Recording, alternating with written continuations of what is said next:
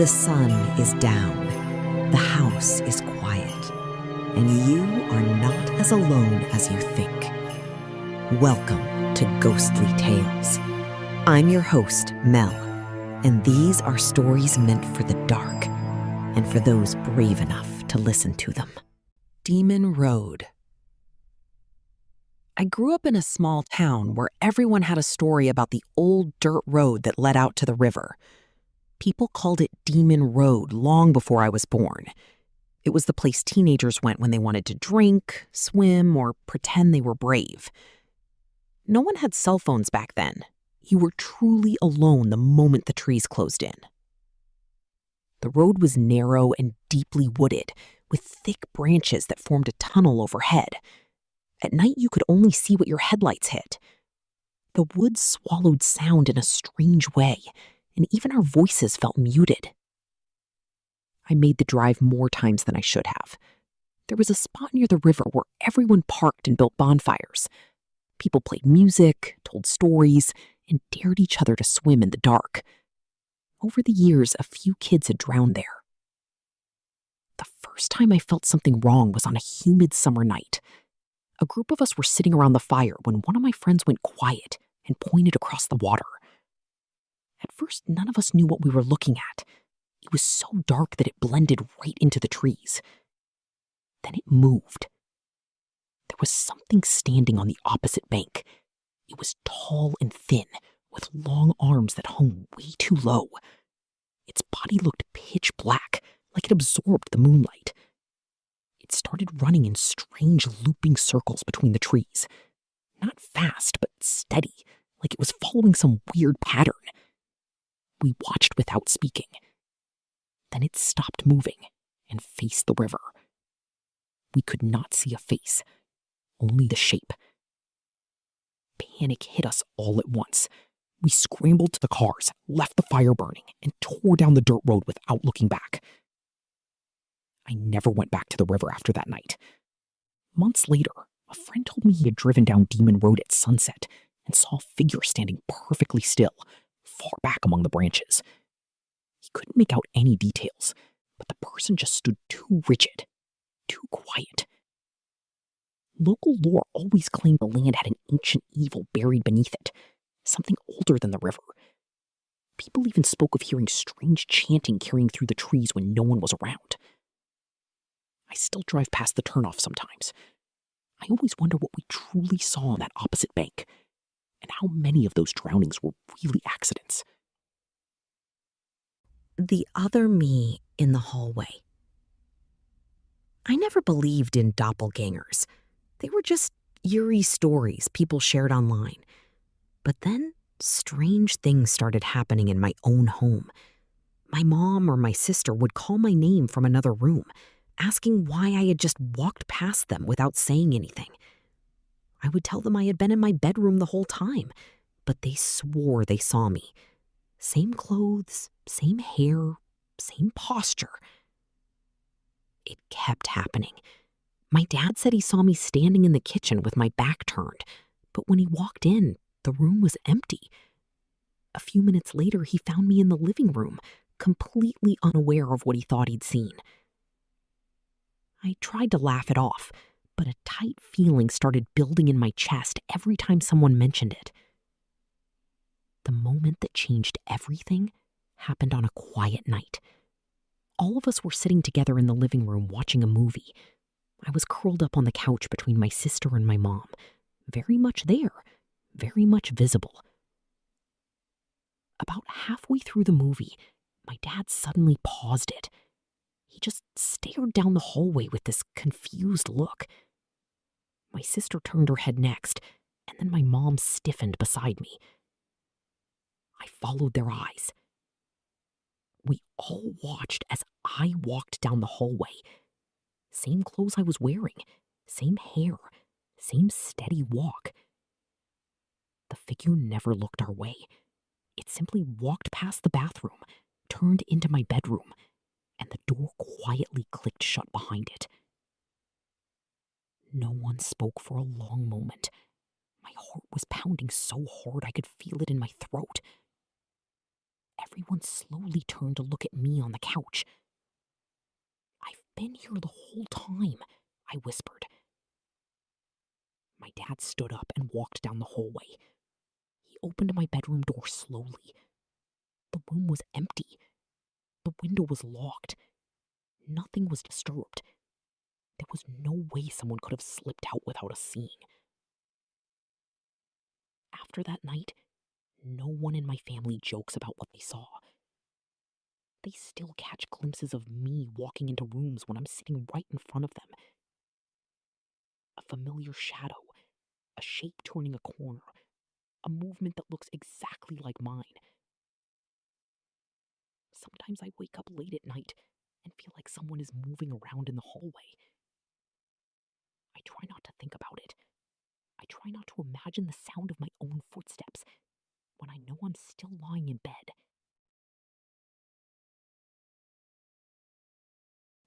The apartment next to me.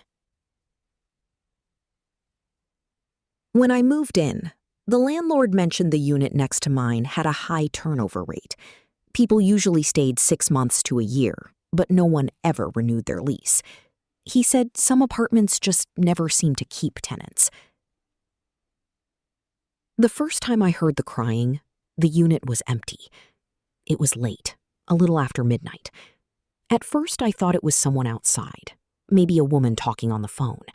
But the sound was muffled and steady, coming through the shared wall. Soft crying, the kind you hear when someone thinks no one else is listening. I stepped into the hallway to make sure it was not coming from another apartment. Everything was quiet out there. When I came back inside, the crying was still there, unmistakably next door. The next morning, I asked the landlord if someone had moved in overnight. He told me the unit was still vacant. Months later, a young couple moved in. From the first night they were there, the crying stopped. I did not hear it once while they lived there. They stayed almost a year. When they moved out, things were quiet for a while. Then, one night the crying came back. Same sound, same wall. This time I called the police. They checked the apartment thoroughly. Doors locked, lights off, no one inside. No sign of forced entry or anyone staying there. The crying stopped while they were inside. After that, I started paying attention. Every time someone moved in, the crying stopped. Every time the unit was empty, it eventually returned. Always late at night, always a woman. Never screaming, just crying. I asked a former tenant once why they moved out. She paused and said she never felt alone in that apartment, even when she was. The unit is empty again. Some nights it is completely silent. Other nights, if I am awake long enough, I can hear her through the wall. Not every night, not on a schedule, only when the apartment is empty. The kids beyond the tree line. When I was little, my grandparents owned a large piece of land far outside town.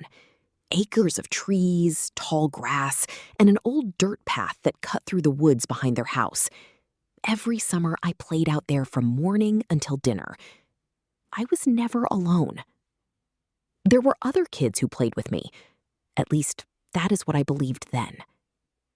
They were always already there when I went outside, standing near the tree line or sitting along the path, like they had been waiting. 2 boys and a girl, all around my age. They never went inside with me, even when it got hot or when my grandmother called me in for lunch. They just watched from the woods and waved.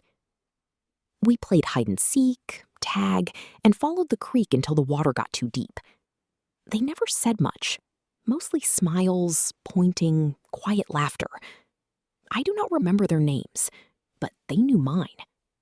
Hearing them say it felt normal back then. One afternoon, I asked my grandmother if the neighbors' kids could stay for dinner.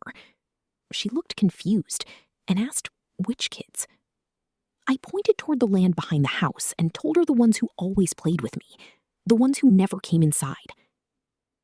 Her face changed in a way I had never seen before. She told me there were no children living anywhere near their property. Hadn't been for years.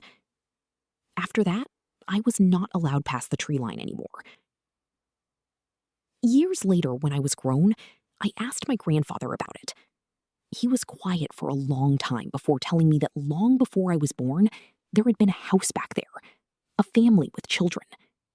The house burned down one winter night. No one made it out.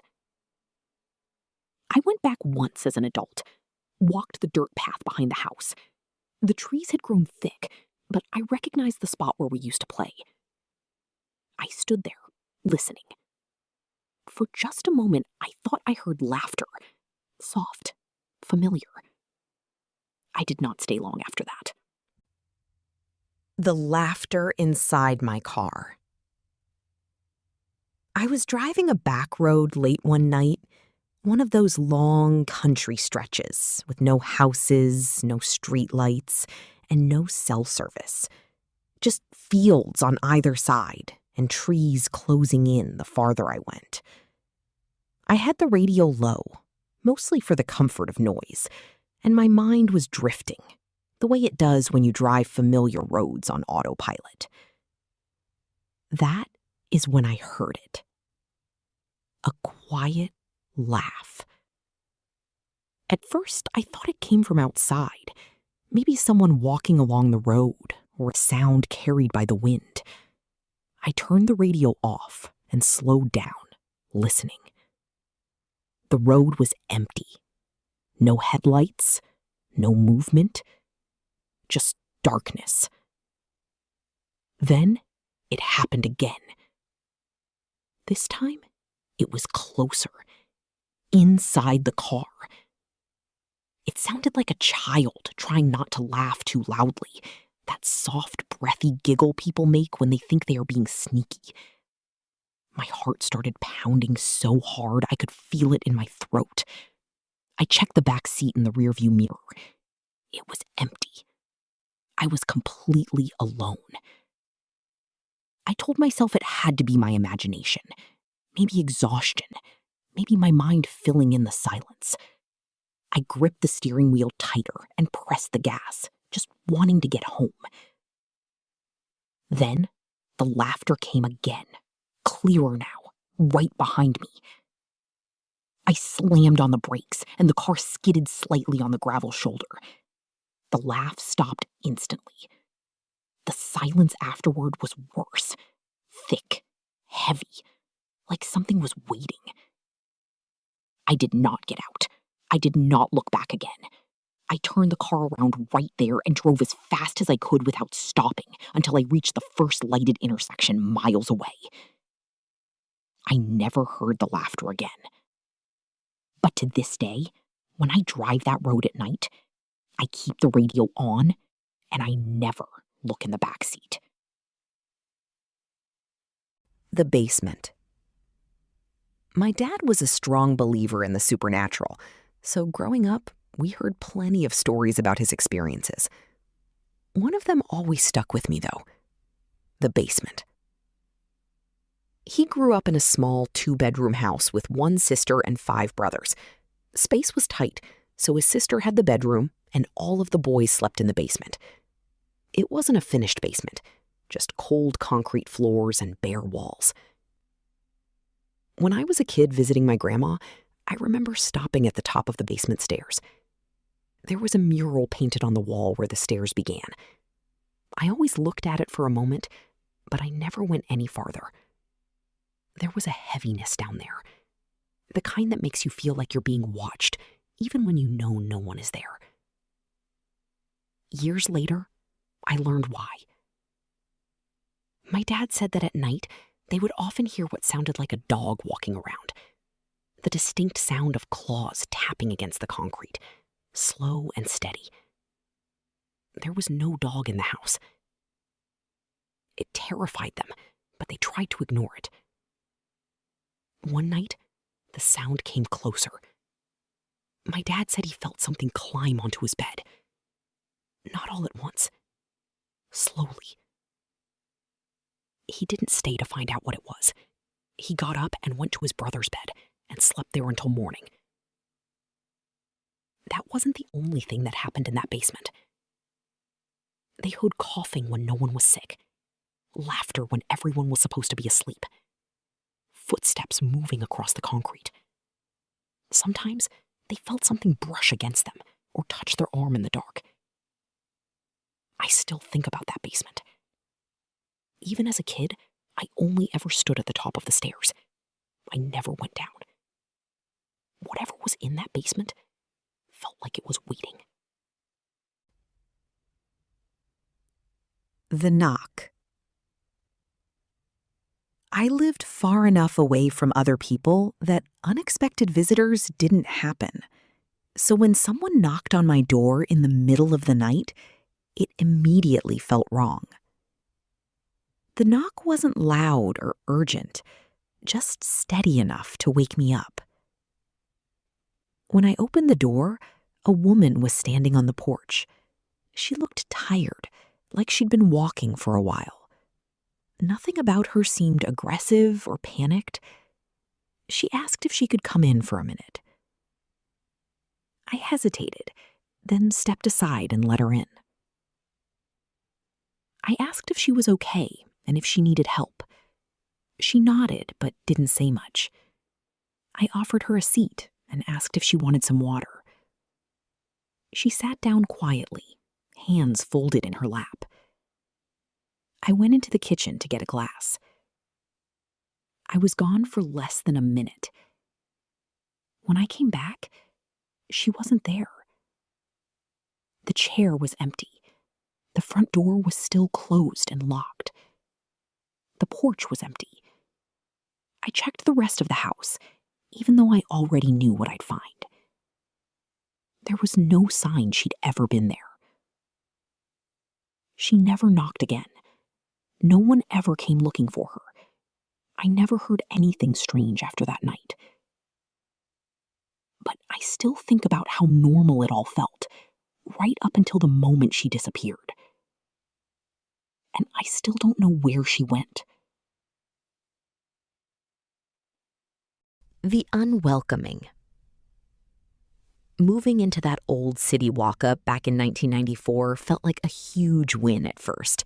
It had the high ceilings and the character I wanted, but the excitement wore off fast. The place just felt off. It started with sounds I tried to ignore. I'd be in the bathroom and hear the floorboards in the hallway creak, like someone was walking toward my bedroom. I'd freeze and wait for a shadow to pass the door, but nothing ever did. Then there was the music.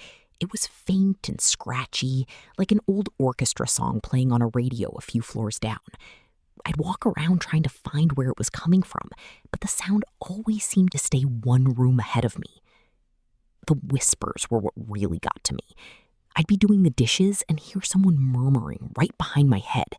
It was too quiet to make out the words, and the second I turned around, it would stop. I tried to tell myself it was just the neighbors or the wind, but it felt way too close for that. One night, I fell asleep on the couch watching TV and woke up to the smoke alarm screaming. I ran into the kitchen and found the back burner of the stove on high. My wooden cutting board was sitting right on the flame, charring and starting to catch fire. I knew for a fact I had left that board on the opposite counter by the sink. I put the fire out and checked my doors. Everything was still bolted from the inside. No one had broken in, and I knew I hadn't touched that stove. I started to feel like I was losing my mind.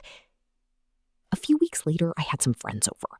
We were sitting in the living room talking when I noticed a strange smell, like old perfume mixed with something metallic. We were all trying to figure out what it was when my bedroom door suddenly slammed shut. It made us all jump out of our skins. I ended up telling them everything that had been happening. They were pretty freaked out, and after that night, they stopped coming over as often. I felt completely alone and stuck in a place that was making me feel crazy. There were thumps on the walls, weird smells that came and went, and those constant footsteps. It got so bad that I had to start sleeping with the TV on just to drown out the noises so I could get some rest. I eventually managed to move out. It was easily the strangest atmosphere I've ever been in. What started as my dream apartment turned into a total nightmare. Luckily, I haven't lived anywhere that felt like that since. Thanks for listening to Ghostly Tales. If you enjoyed these stories, please leave us a review. It helps more listeners find their way into the dark. We'll be back next Wednesday with more tales.